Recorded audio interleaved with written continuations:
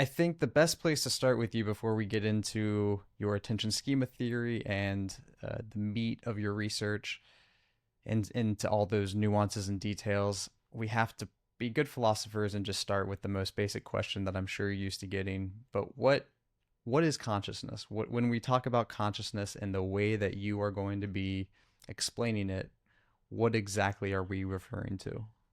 That's a super tricky question because so many people mean so many different things by it.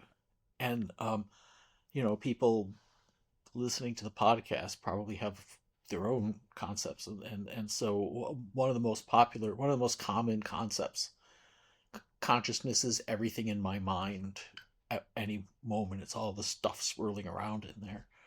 Another is consciousness is my sense of self, my understanding that I have a trajectory through time and that I'm an entity, a coherent person, an agent. And all of those are very common concepts. They're actually not what most scholars, philosophers, and scientists are studying, which is kind of interesting. Those things would be considered the content, the stuff that's in your consciousness. So one of the ways that I've put it to make it super simple is that's like imagine you're carrying stuff in a bucket. That's the stuff in the bucket. And what scholars of consciousness tend to be interested in is what is the bucket?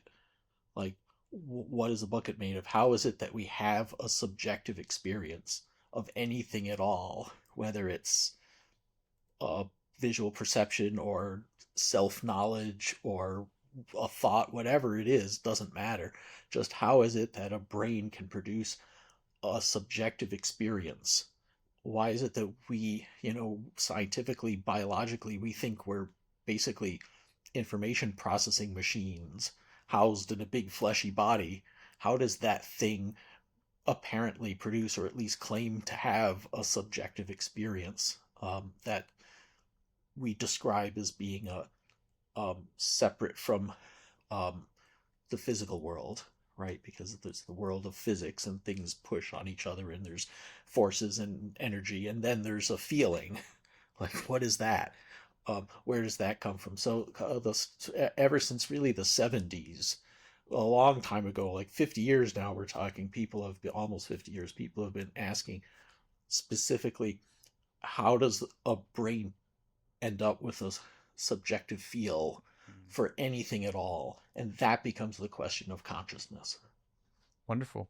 And so for you, you put forth the attention schema theory to address that, which you suggest kind of does solves an issue that a lot of other theories have, which is that they have the magician, right? They kind of say the magician does it. So they have a theory, then the magician kind of magically gives rise to qualia to this subjective experience. Yeah. Could you just kind of give us a brief summary and overview before we get into the details about what the attention schema explains to do away with the magician and ground us in something a little bit more tangible? Yeah, so it belongs to a kind of category or perspective that's sometimes called illusionism. And I'm never fond of that word because I think it's highly misleading. And I think in that general category of perspective, there are people who are probably in the wrong track, and some people who are in the right track. But the idea of illusionism is to start with this basic realization that we say we have a conscious experience. We're certain we have it, so we attach a high degree of certainty to it. We believe we have it. We introspect. So some mechanism is accessing deeper information and then coming back up and saying, yup, I have it. Um, and all of those things are dependent on information in the brain. Mm. Like, you can't say something unless the information's already in there. You can't even think something or construct the thought unless the information's in there. So all of that is evidence that there's some bundle of information in our brains that's telling us that we have these properties.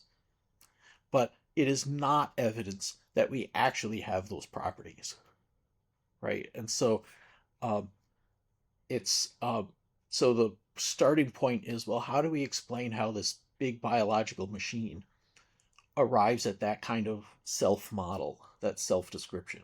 Like that's something we can explain. Mm. And one of the deep realizations I think in neuroscience, psychology in general, is that the brain builds these models, these bundles of information to describe things, and those models are never accurate. They're always simplified. They're always cut corner, efficient, simplified, and they leave out the details. And so we have to kind of assume, scientifically, we have to kind of assume that this self model is really not that accurate. It may be useful, may be important, may be helpful to think of ourselves as having a mental essence inside of us that feels and experiences. That may be a super useful, important way for us to get along in the world, but it's probably not a super scientifically accurate depiction of ourselves. It's probably the brain building a model of itself, and the model's not super accurate. So we start with that. Most theories of consciousness assume that we actually have this kind of non-physical feely thing inside of us. How does the brain produce it, right? But this other perspective says, well, let's not assume that. Actually, probably we don't have that. But we know the brain thinks it has that, believes it has that, and claims it has that. So let's start with that. Why would it build that self-description?